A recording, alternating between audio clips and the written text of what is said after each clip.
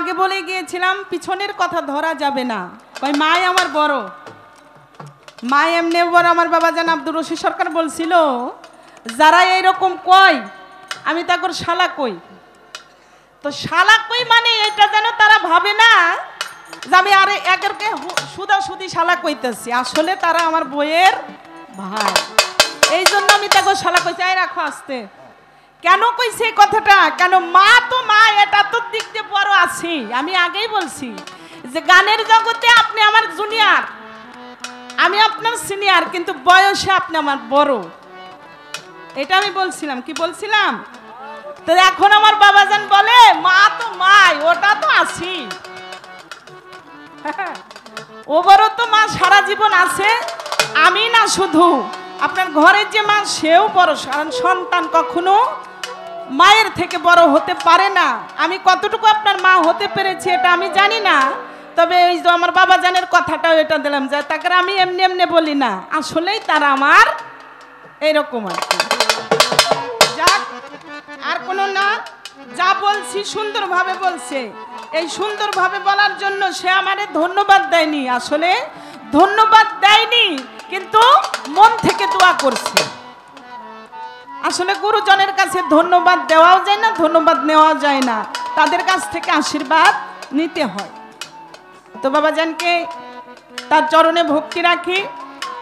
এবার আমি ছোট্ট করে আমার পালা থেকে একটি গান করব। যারা আসলে পরিবেশটা সুন্দর ছিল, একটু এলোমেলো হয়ে গেছে, আবার যার যার স্থানে এসে বসবেন। আমার ছোট্ট করে এখানে একটি গান, গানের ভিতরে কি বলেছে।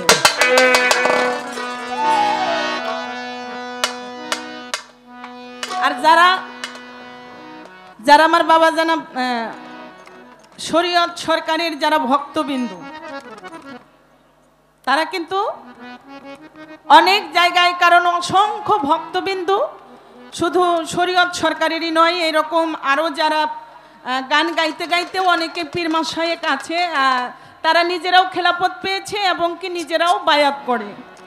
ওই রকম কোয়ালিটি কিছু শিল্পী আছে, তার মধ্যে বাবাজান শরীয়ত সরকার, আমাদের ফরিদপুরের ফকির আবুল সাহেব, তারপরে মানিকগঞ্জের মহারাজ আবুল সরকার, এরা কিন্তু গানের বাইরেও তাদের যে বীরত্বটা এটা কিন্তু তারা করে। তো তাদেরও হাজার হাজার ভক্তবৃন্দ আছে। তো আমার যিনি শরীয়ত সরকার, ওনারও অনেক ভক্তবৃন্দ এখানে এসেছেন দূর দূরান্ত হতে। আমি তাদের প্রতিও সালাম শুভেচ্ছা ভক্তি রাখি। আমার ছোট্ট করে এখানেই সেই গানটি, গানের মধ্যে একটু বিষয়টা আমাকে বোঝাবেন। আমার কুষ্টিয়ার অনেক ভক্তবিন্দুরা যারা বাবা যান বুচাই চাঁদের পবিত্র দরবারে তারা আসে এবং কি তাদের সঙ্গেও আমার দেখা হয়। আমি সেই দরদীদের প্রতি, কারণ ভক্ত গুরুর জন্য তারা কোথাও হতে কোথায় তারা দেশ দেশান্তরে ঘুরে বেড়ায়। এদের চরণে আমি ভক্তি রাখি। ধন্যবাদ। ওরে কালে মার ভেদ বুঝাও মনে,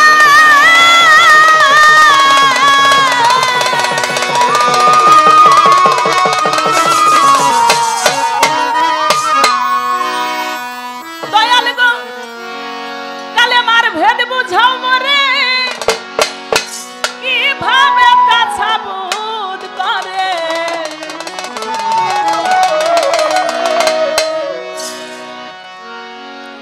এই গানটি কেন গাইলাম জানেন?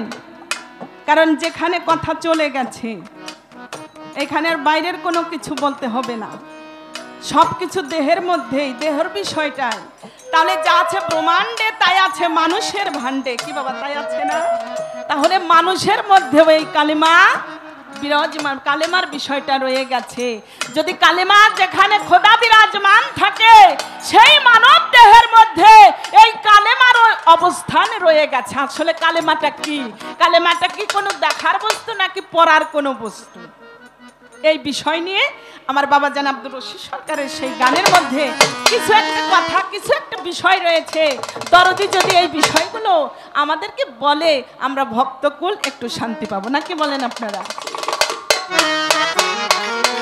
ওরে দেহের কালমা দেখবো আমি চাই, আমি বা দেখাইয়া দেহের কালমা দেখবো আমি চাই। ওরে দেহের কালমা দেখবো আমি চাই, আমি বা দেখাইয়া দেহের কালমা দেখবো আমি চাই।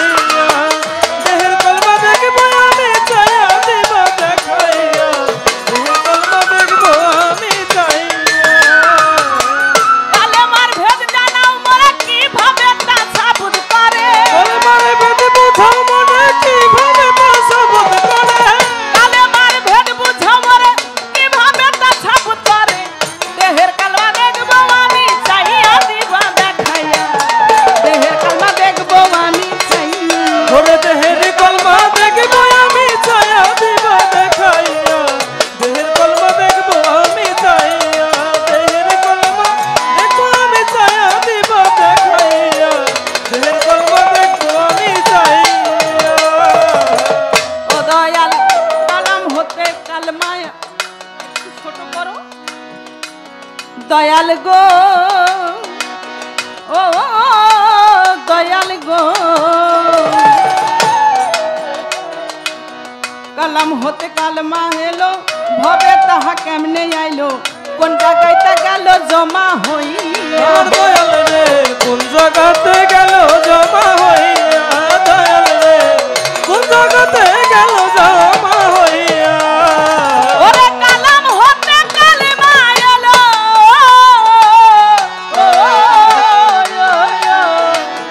মনরে কালাম হতে কালমা এলো, ভবে তাহা কেমনে আইলো, কোন জায়গায় গেল জমা হইয়া। কোন জায়গাতে গেল জমা হইয়া, কোন জায়গাতে গেল জমা হইয়া। ওরে ছেঠা হতে কোন বা পথে,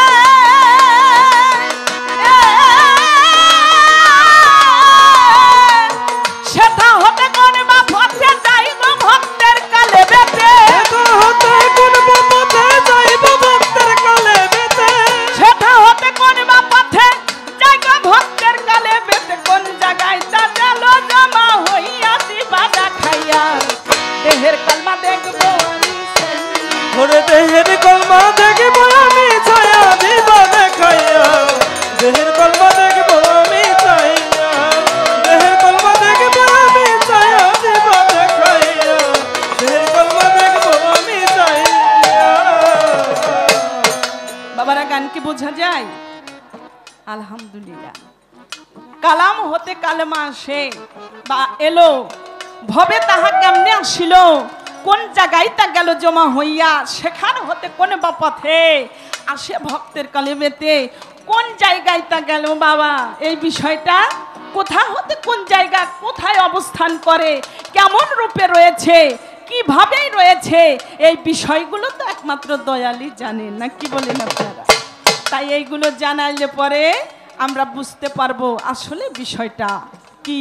তাই গানে বলে, কি বলে, কালেমার কি নকশায় আছে, ওরে জানতে চাই দয়ালের কাছে, আমি জিজ্ঞাসা করি বড় আশা লইয়া।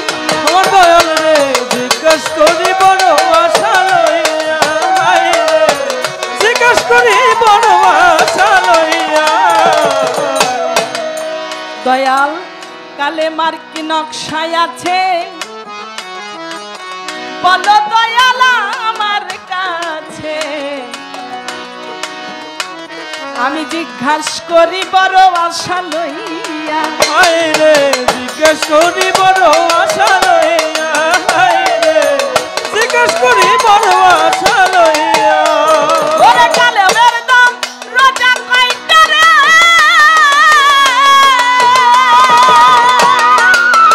ও দয়াল কালেমের দরজা কয়টা, বইলা দিবা বাপের বেটা, কালেমের দরজা কইতে বইলা দিবা বাপের বেটা, ওই কালেমের দরজা কয়টা, বইলা দিবা বাপের বেটা, কোন দরজায় মান মালিক রায় দাদা ভাবে, কোন দরজায় কোন মালিক রায় দাদা দিবা দেখাইয়া, দেহের কলমা দেখবো আমি চাইয়া, দেহের কলমা দেখবো আমি চাইয়া দিবা দেখাইয়া, দেহের কলমা দেখবো আমি চাইয়া। ওরে দেহের কলমা দেখব আমি ছায়া দিব দেখাইয়া, দেহের কলমা দেখব আমি চাইয়া, দেহের কলমা দেখব আমি ছায়া দিব দেখাইয়া, দেহের কলমা দেখব আমি চাইয়া।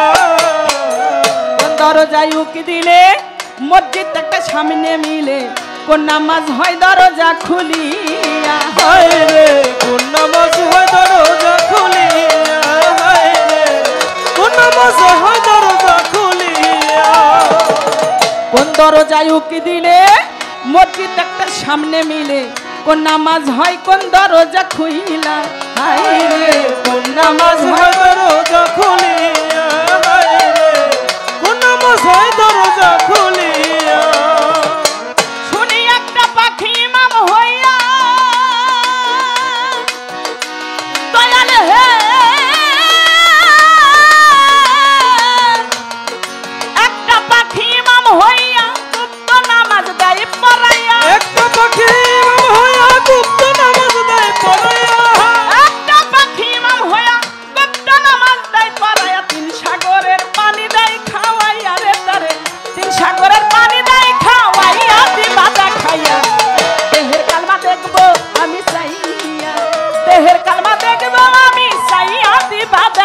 দেখাইয়া দেহের কালমা দেখবো আমি চাই ওরে দেহের কালমা দেখবো আমি ছায়া দিব দেখাইয়া দেহের কালমা দেখবো আমি চাইয়া দেহের কালমা দেখবো আমি ছায়া দিব দেখাইয়া দেহের কালমা দেখবো আমি চাইয়া। সরকার রশিদ বলে ওই জায়গাতে জবাব দিবা কোরআন মতে রে আমি জিজ্ঞাস করে বড় আশা লই আমার দয়াল রে জিজ্ঞেস করি বড় আশা লইয়া হায় রে জিজ্ঞেস করি বড় আশা লইয়া। ওরে সরকার রশিদ বলে এই জায়গাতে তুমি জবাব বলবা কথা কোরআন মতে জিজ্ঞাস করি বড় আশা লইয়া হায় রে জিজ্ঞেস করি বড় আশা লইয়া হায় রে জিজ্ঞেস করি বড় আশা লইয়া। সত্য জবাব যদি দিবে দয়াল হে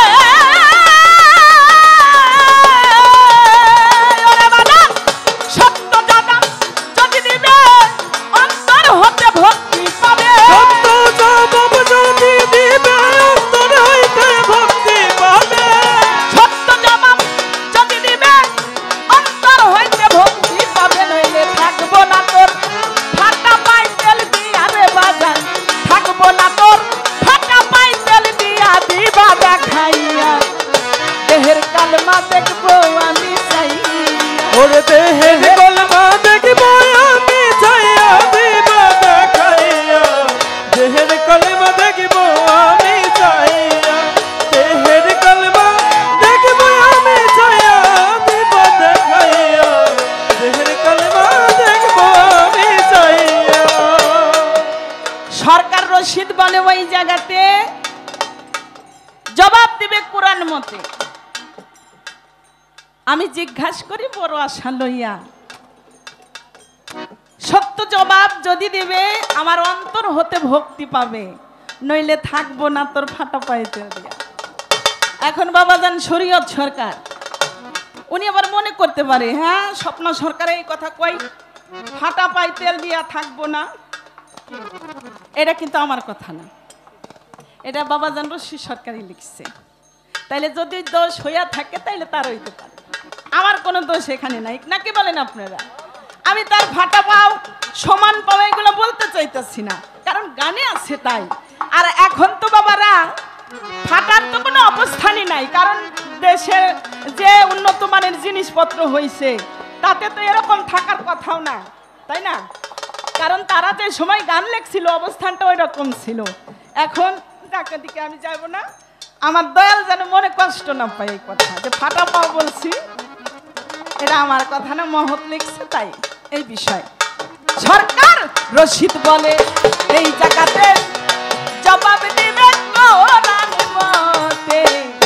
জিজ্ঞাস করি বড় আশা লই আমার দয়াল রে জিজ্ঞেস করি বড় আশা লইয়া হায় রে জিজ্ঞেস করি বড় আশা লইয়া। রশিদ বলে এইটা জানতে রে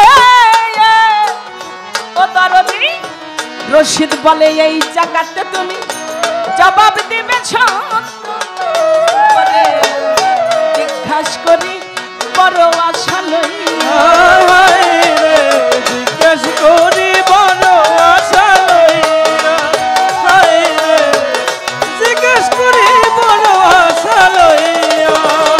সত্য জবাব যদি দিবে অন্তর হতে ভক্তি পাবে সত্য জবাব যদি দিবে অন্তর হইতে ভক্তি পাবে সত্য জবাব যখন দিবে অন্তর হতে ভক্তি পাবে নইলে থাকবো না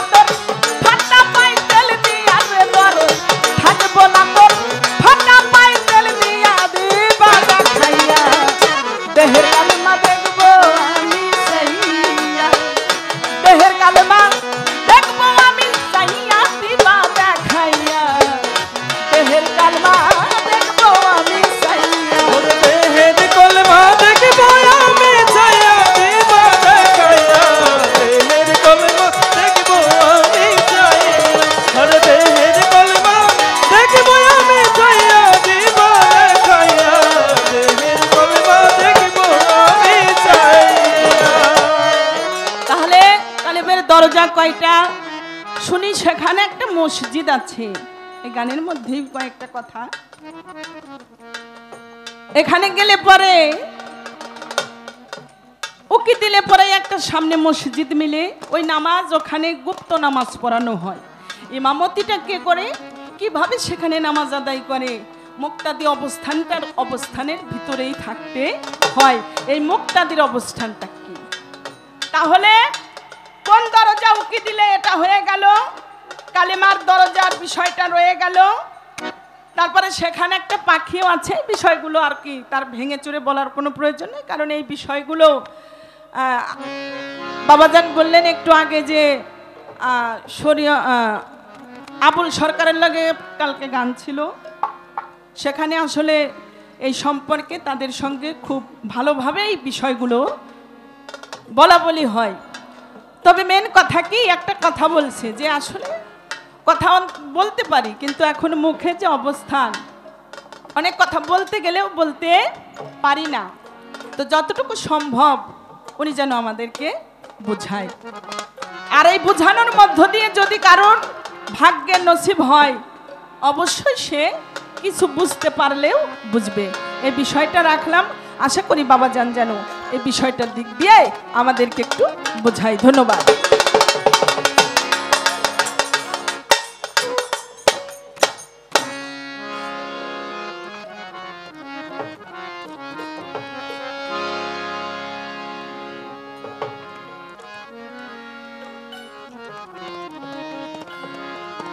তাই সেখানে দাঁড়িয়ে একটি বিষয় রাখলাম, আশা করি সুন্দর করেই জবাব দিবে। লাস্টে একটি গান শুনলাম।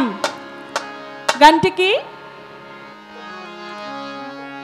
কবি জালালউদ্দিন খাঁয়ের একটি গান, নাম নিলে হয় দেহ শুদ্ধ, আনন্দে প্রেম ঢেউ খেলায়।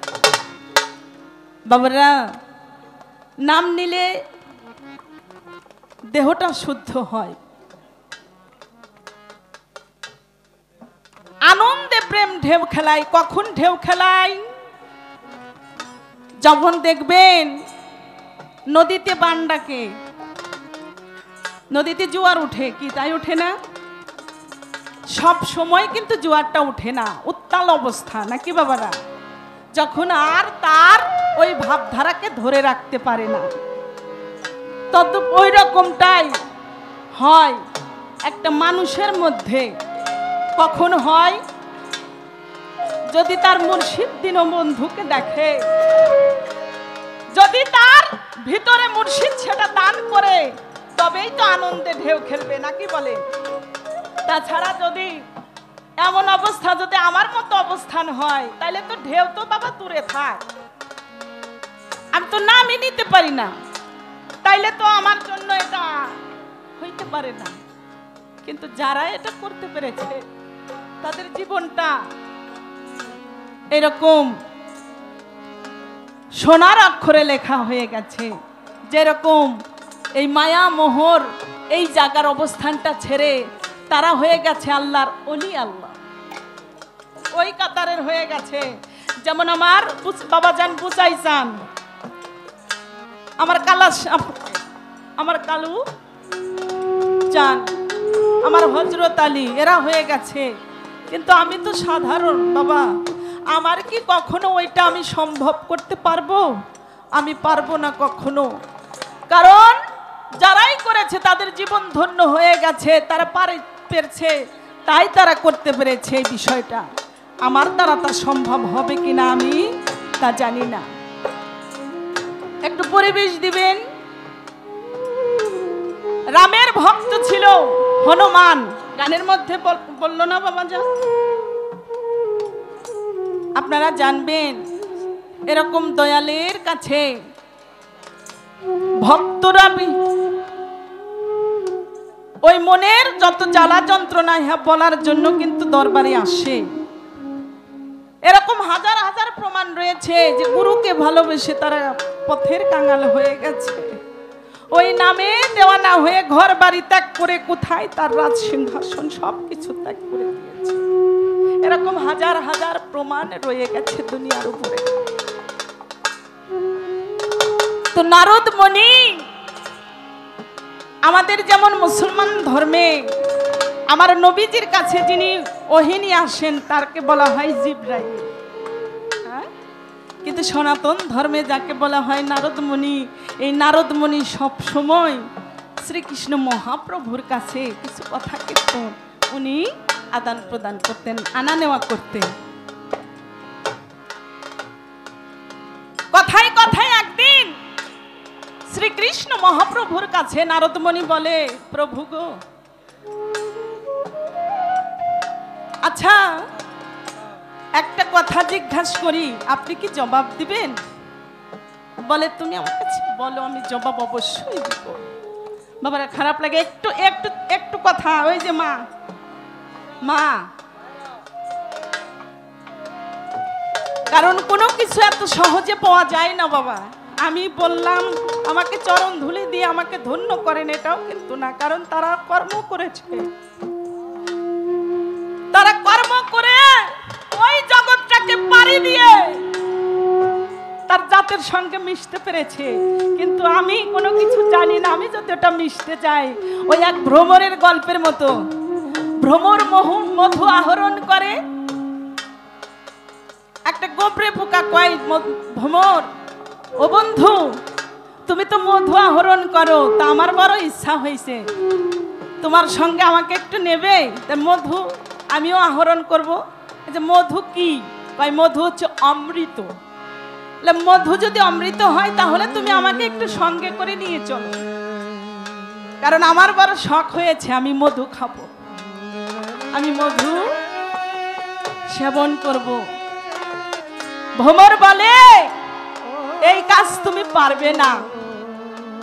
বলে, কেন পারবো না? তুমি যদি আমাকে দেখিয়ে দাও আমি অবশ্যই পারবো। গোবরে পোকা বলে, তুমি আমাকে দেখিয়ে দিলে, বুঝিয়ে দিলেই আমি পারবো। তা আচ্ছা ঠিক আছে, আমি যখন কালকে মধুর জন্য যাব, তুমি আমার সঙ্গে যেও। মৌমাছি বলে চলে গেছে। সকালবেলা সে মধু আহরণের জন্য রওনা দিয়েছে, এমনও তো অবস্থায় গোবরে পোকা দেখে বলে, কই যাও? বলে, কেন? মধু সংগ্রহ করতে। কারণ মৌমাছি মধু সংগ্রহ করে শুধু ফুল থেকে না, সে ময়লা থেকেও মধু সংগ্রহ করে। কারণ যেজন এই মধুকে সংরক্ষণ করে সে বাবা অনেক কষ্ট করে একটা ফুল থেকে আরেকটা ফুল থেকে এইভাবে জোগাইতে জোগাইতে ভালোটার থেকে মন্দটার থেকেও সে জোগায়, তাই জোগায় না? মৌমাছির সঙ্গে ওই গোবরে পোকাও চলে গেছে, গিয়ে তো মধুর ফুলে মৌমাছি বসে গেছে, মধু আহরণ করতেছে। গোবরে পোকা একটা ফুলের পর বসছে। বসা বাবা, সব ফুলই কিন্তু ফুইটা থাকে না, ফুইটা থাকে না। দেখবেন কত ফুল আছে ফুইটা থাকে, ওর উপরে কোনো কিছু পড়লে ও মুখটা বন্ধ করে দেয়। কি আছে? মৌমাছি ফুলের উপরে বসা মধু আহরণ করতেছে, মধু সংগ্রহ করতেছে। ফুলের উপর বসার সঙ্গে সঙ্গে মুখটা বন্ধ হয়ে গেছে। যখন বন্ধ হয়ে গেছে, মৌমাছিকে ডেকে ডেকে বলে, ও ভাই মৌমাছি, আমার মধুর প্রয়োজন নাই, তুমি আমাকে বাঁচাও তাড়াতাড়ি, কারণ মধু খাইতে আইসা যে আমার প্রাণ চইলা যাও যায় অবস্থা। তাই বাবা, আমি যে নাম ধইরা ডাকবো, আমি তো ওই প্রেম জানি না, আমার ভিতরে কখনোই ঢেউ খেলাবে না। কেন খেলাবে না? কারণ মৌমাছির মুখে থাকে একটা সুচ জাতীয়, যা ওই ফুলের মধ্যে ঢুকাই দিলে পরে এমনি মধু আহরণ করতে পারে, কিন্তু গোবরে পোকার কিন্তু ওই সুচটা নাই। আর যদি একজন ভক্ত ওই ভক্তির দ্বারা তার প্রভুকে সে বেঁধে ধরতে পারে, অবশ্যই সে তার মধ্যে প্রভুর নামে প্রেম খেলা খেলাইতে পারবে, তাই না? তা যে কথাই ছিলাম, তো আমার দ্বারাই সেটা হইল না। এই যে মা জননীর কথা থেকে আমার এই কথাটা, কারণ একজন ভক্ত তার মুর্শিদের নাম নিয়ে এখানে পড়ে আছে, আর আরেকজন কথা বলে সেই ভাবটা নষ্ট করে দিতেছে, তাইলে কিন্তু বাবা এটা হবে না, যার নাম সাধু সঙ্গ। আমরা কথাই বলতেছি, কিন্তু যেজন মুর্শিদের নাম নিয়ে পড়ে আছে তার কাছে কিন্তু ওই তার মুর্শিদের নাম নিলেই ভালো লাগে। কি বাবা? তো নারদমণি বলে, প্রভু গো, যদি দয়ালের চরণে ভক্তি দিতে হয় তাহলে কি দিয়ে ভক্তি দিতে হবে? বলে, যদি ভক্তি দিতে চাও তাহলে তুমি দয়ালের চরণে একটি ফল নিবেদন করতে পারো। বলে, ধরেন যে আমার কাছে সেই ফল, আমি এমন অবস্থায় আছি সেখানে সেই ফল নেই। বলে, যদি তাই হয় তাহলে তুমি একটা ফুল দিয়ে, দয়ালের চরণে একটা ফুল দিয়ে তুমি ভক্তি দিতে পারো। বলে, প্রভু গো, ধরেন আমি যেখানে রয়েছি সেখানে ফুলও নেই, ফলও নেই, তাহলে আমি কিভাবে আমার দয়ালের চরণে ভক্তি নিবেদন করব? বলে, যখন দেখলে তোমার আশেপাশে ফুলও নেই, ফলও নেই, তুমি একটা বৃক্ষের পাতা দিয়ে তোমার দয়ালের চরণে তুমি ভক্তি দিতে পারো। নারদমণি বলে, প্রভু, ধরেন সেই জায়গা কোনো গাছে গাছও নেই, বৃক্ষও নেই, কোনো পাতাও নেই, পাতার অবস্থানই নেই, তাহলে আমি কি দিয়ে করব ভক্তি? এটা কিন্তু জীবকে শিক্ষা দেওয়ার জন্য, কারণ আমার নবী পাক করিম সাল্লাল্লাহু আলাইহি সাল্লাম যা কিছু করেছে এটা তার উম্মতের জন্য শিক্ষণীয়। কি বাবারা, তাই না? তাই সনাতন ধর্মে যারা রয়েছে, শ্রীকৃষ্ণ মহাপ্রভু এবং কি নারদমণি, এনারাও যেটা করেছে এটাও তার জীবকে শিক্ষা দেওয়ার জন্য। বলে, তাই যদি হয় প্রভু, প্রভু মনোযোগ সহকারে কথাগুলো শ্রবণ করতেছে, তাহলে তুমি একটা কাজ করো, তুমি আশেপাশে দেখো কোনো গঙ্গার জল দিয়ে তুমি তোমার মুর্শিদকে ভক্তি দিতে পারো কিনা। বলে, প্রভু, ধরেন আমি যেখানে আছি তার আশেপাশে কোনো নদ নদী খাল বিল কোনো কিছুই নেই, কোনো গঙ্গার অবস্থান নেই, তাহলে আমি কি দিয়ে আমার প্রভুকে সেবা করব, ভক্তি দিব? বলে, তাই যদি হয় তাহলে শুনো নারদ, আশেপাশে কোনো গঙ্গা তুমি দেখতে পেলে না, কিন্তু তোমার নিজের কাছে একটা গঙ্গা রয়েছে, তোমার নিজের কাছে একটা গঙ্গা রয়েছে। ওই গঙ্গার জল দিয়ে তুমি যদি তোমার মুর্শিদের সেবা দিতে পারো নারদ, ওই গঙ্গার জল যেটা প্রবাহিত হয় দুই নয়নে, ওই নয়নের পানি কখনো শেষ হয় না। নারদ, যদি কোনো ভক্ত তার মুর্শিদকে সেবা দিতে চায়, ওই দুই নয়নের জল দিয়ে তার মুর্শিদের চরণকে ধৌত করে দিতে পারে। মুর্শিদের চরণকে ধৌত করে দিলে সে নিজেই নিজে পবিত্র হয়ে যায়।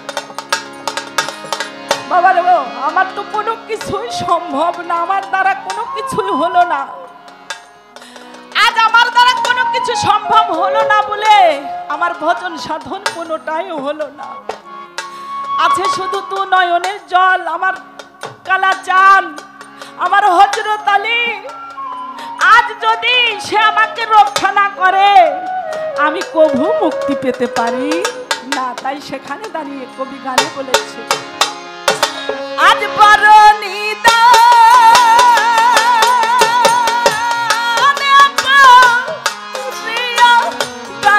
তোরে রহিলা রহিলা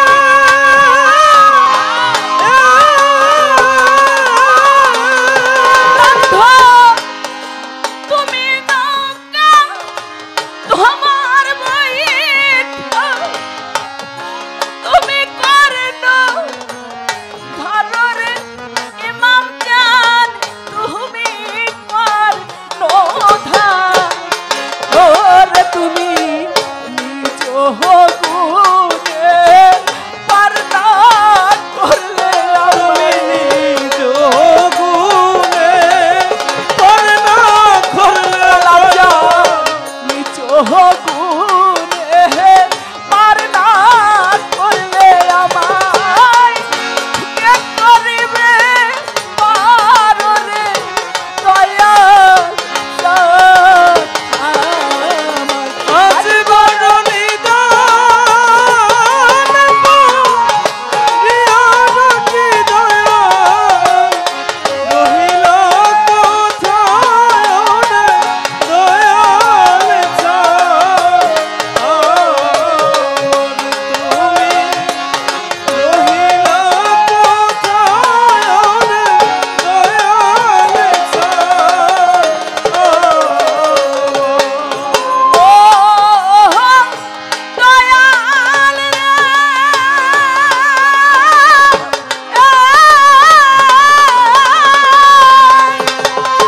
তুমি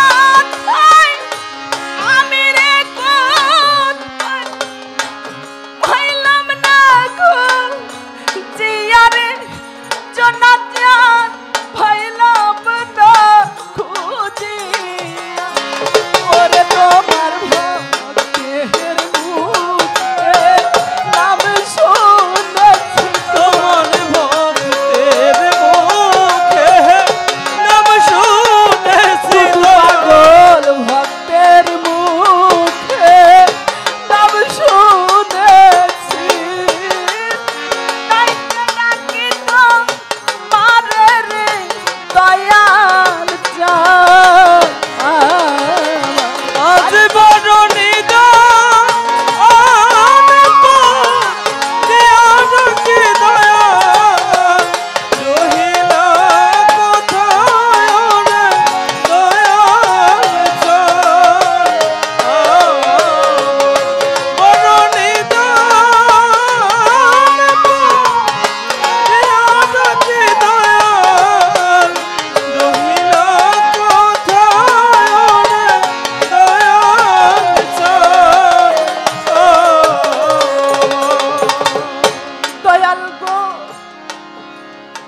ভক্ত যখন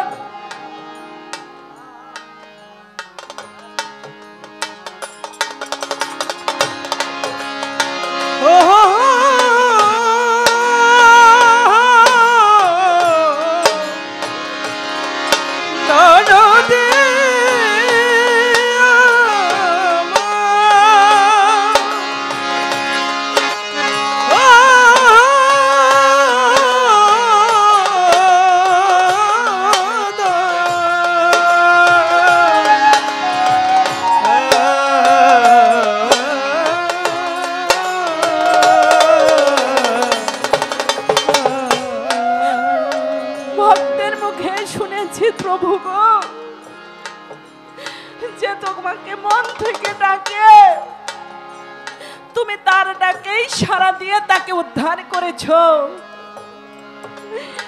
যেমন এই জগতে তোমার ভক্তগণ তোমাকে ডেকে খুশি করেছে প্রভু, আমার নাই কোনো ভক্তি, নাই কোনো শক্তি।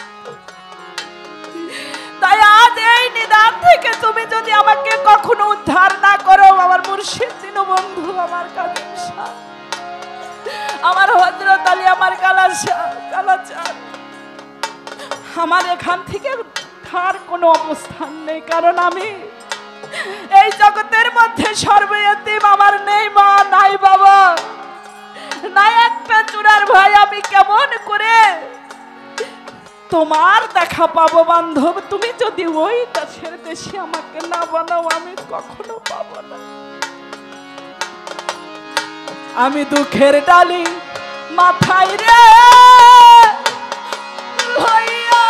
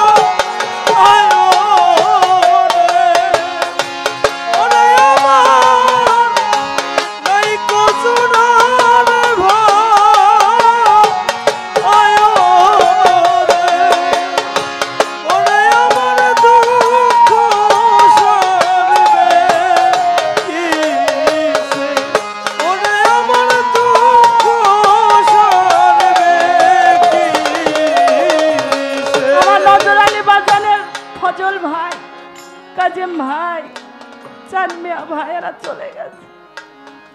তাই হারানোর কি যন্ত্রণা একা একা বসে সে অনুভব করে। আর কেনে কেন্দে কেন্দে তুই নয়নের জলে বুক ভাসায়। এই দুঃখ কখনো কাউকে বলাও যায় না, এটা সহ্য করাও যায় না। জগতের মধ্যে যে জন দুঃখী সে বুঝে দুঃখের যন্ত্রণা, অন্য কেউ বুঝে না। যে সন্তান বাবা হারাইলো সে বুঝে বাবা হারানো, মা হারাইলে মা হারানোর কি ব্যথা কি বেদনা এটা বুঝে। একজন গুরু হারা ভক্ত যে সে বুঝে গুরু হারাই গেলে কেমন লাগে। আমার বাবাজান শরীয়ত সরকার আজ থেকে প্রায় 15 থেকে 16 বছর আগে একটা গানে গিয়েছিলাম আমি। সেই গানে ওনার যে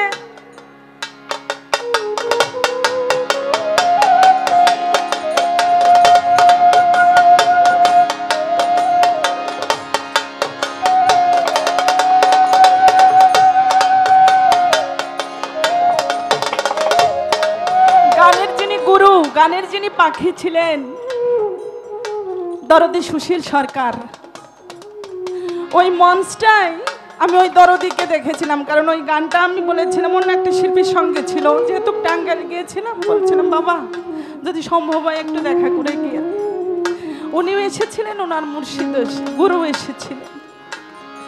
ওই যুগল মূর্তি, ওই যে বিষয়টা গুরুর সঙ্গে ভক্ত, তারপর অনেক জায়গা দেখা হয়েছে, কিন্তু ওই মূর্তিটা মূর্তি আমি আর দেখি নাই। আজ সেও কিন্তু সেই দিনও বন্ধু সঙ্গী হারা, তারও সেই গানের পাখি কিন্তু নেই।